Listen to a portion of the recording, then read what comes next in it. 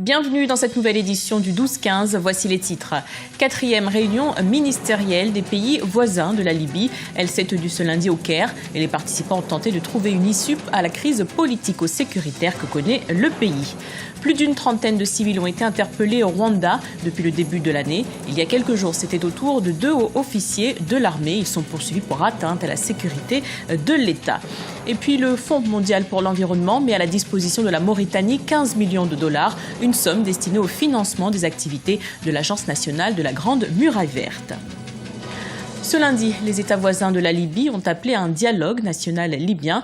Ils ont par ailleurs annoncé la mise en place de commissions sécuritaires et politiques pour favoriser une sortie de crise. Écoutons à ce sujet Sameh Chokri, ministre égyptien des Affaires étrangères. Ce qui s'est produit oblige chacun à se mettre au travail pour arriver à un cessez-le-feu immédiat et mettre fin à la souffrance humanitaire que vivent à l'heure actuelle nos frères libyens. Il est crucial de suivre cette ligne de conduite, car seul un dialogue national inclusif, incluant toutes les parties qui rejettent la violence et acceptent de rendre les armes, permettra d'arriver à un accord pour mettre fin à cette période de crise et ainsi se mettre sur la voie du développement et de la croissance à laquelle aspirent les Libyens. Une autre proposition inclut le retour à un État fort pour organiser un désarmement synchronisé des milices armées sans discrimination aucune.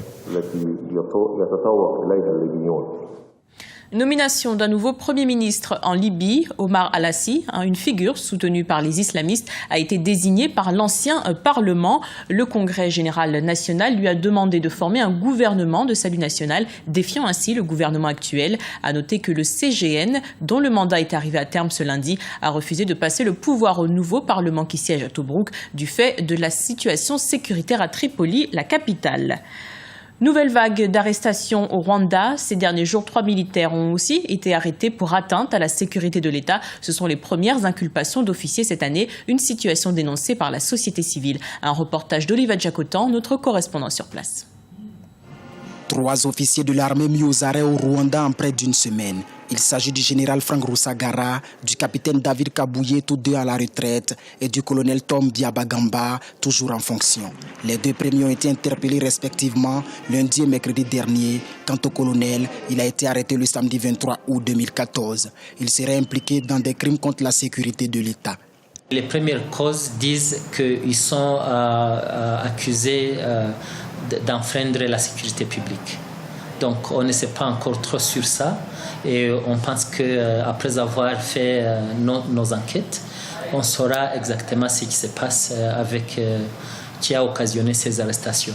Une trentaine de civils a été aussi arrêtés au cours de cette année pour atteinte à la sûreté de l'État. Des arrestations opérées surtout dans le district de Rubavu, situé dans l'ouest du pays, non loin de la frontière Rwanda-République démocratique du Congo. Les procédures d'arrestation des dites personnes n'ont pas toujours été en phase avec les normes en vigueur. Ce qu'on a trouvé chez le gouvernement et que nous avons même recommandé au gouvernement, c'est de toujours procéder aux arrestations qui respectent la loi. Parce qu'on l'a vu dans Rubavu qu'il y avait des procédures qui n'ont pas été respectées, surtout les délais. Les militaires accusés d'atteinte à la sécurité de l'État sont actuellement aux mains de la police pour des enquêtes préliminaires. La loi prévoit au Rwanda une garde à vue de 72 heures. Et toujours au Rwanda, des mesures pour limiter la propagation du virus Ebola ont été mises en place. Les passagers en provenance de la Guinée, du Libéria et de la Sierra Leone sont interdits au Rwanda. Ces 3 États d'Afrique de l'Ouest comptent parmi les plus touchés par la fièvre hémorragique. Pour l'heure, aucun cas n'a été signalé au Rwanda. Le gouvernement souligne que cette décision s'applique également à tout autre ressortissant souffrant d'une fièvre de plus de 37 degrés. Au Sud-Soudan, près de 3500 Neuers ont trouvé refuge à Amokpini, une localité où ils bénéficient de l'assistance des organisations humanitaires dans le pays. Au total, plus d'1 million de personnes ont été déplacées depuis le début du conflit en décembre 2013. Erika Oraga. La situation au Sud-Soudan toujours préoccupante. Les combats de décembre 2013 dans le pays ont fait beaucoup de déplacés. Près de 3500 personnes de l'ethnie Nuer ont fui leur domicile pour se réfugier à Amokpini. Amokpini est en fait une zone Dinka. Les populations de l'État et de l'unité et les Nuer ont toujours eu de bons rapports avec les populations de la zone d'Amokpini. Il y a un lien social très fort, c'est pourquoi les Nuer se sentaient plus en sécurité de venir ici. Les organisations humanitaires et les ONG locales dispensent des cours de droits humains et de prévention du crime aux réfugiés. Ici, les populations se sentent davantage en sécurité. On n'a plus peur maintenant, le gouvernement du président Salva Kiir et nous formons un. Ceux qui sèment le trouble entre les Dinka et les Nuer sont de mauvaise foi. Ici, les gens vivent ensemble en parfaite harmonie. D'autres organisations humanitaires présentes au Sud-Soudan souhaitent améliorer les conditions sanitaires des déplacés. Cette année, les pluies diluviennes ont inondé la plupart des régions du pays en laissant les réfugiés dans une situation précaire.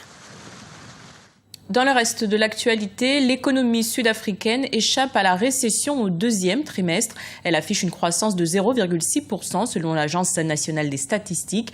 À noter que l'Afrique du Sud est sortie fin juin d'une grève historique qui a paralysé les 3 premiers producteurs mondiaux de platine pendant 5 mois, ce qui a fortement pesé sur l'économie nationale.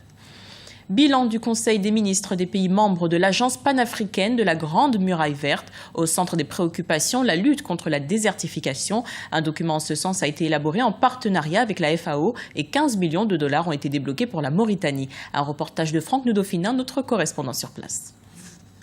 15 millions de dollars mis à la disposition de l'Agence nationale de la Grande Muraille Verte en Mauritanie. C'est ce qui ressort des travaux de la 3e session ordinaire du Conseil des ministres des pays membres de l'Agence panafricaine de la Grande Muraille Verte. L'objectif est de permettre à la Mauritanie de produire suffisamment de plants dans le cadre de son programme de reboisement, mais aussi de financer plusieurs autres projets relatifs à la protection de l'environnement. Un objectif qui ne pourrait être atteint sans la contribution des autres pays membres de la zone sahélo-saharienne. Après analyse, il s'est avéré que le fléau de désertification est aussi important et qu'il faut conjuguer les efforts de l'ensemble pour pouvoir avoir des résultats et mettre en valeur les contributions de tous. Une mise en valeur des efforts qui a conduit à la création de l'Agence panafricaine de la Grande Muraille Verte qui réunit 11 pays de la zone sahélo-saharienne. En Mauritanie, c'est sur une zone d'intervention de 1000 km que l'agence va démarrer ses travaux, ce qui permettra au cours des prochains mois de mettre à la disposition du gouvernement mauritanien 1 million de plants au moins. Et pour ce qui est du plan d'action et de la stratégie, un document a été élaboré en partenariat avec la FAO et ce document a été validé au niveau technique et maintenant il s'agit de le valider au niveau politique pour permettre à tous les Mauritaniens de comprendre d'abord le tracé de la Grande Muraille Verte, c'est-à-dire la partie qui concerne la Mauritanie, quelles sont les régions qui vont être touchées, quelle est la superficie qui va être ciblée, quelles sont les populations qui vont être ciblées et surtout aussi quelles sont les différentes actions qui vont être menées dans le temps et dans l'espace. De Dakar à Djibouti, le projet de la Grande Muraille Verte implique 11 pays. L'objectif est d'arriver à mettre en place dans chaque pays membre les conditions nécessaires pour une véritable lutte contre le changement climatique. Nous vous remercions pour votre fidélité. Dans un instant, une nouvelle édition de l'information sur Africa 24.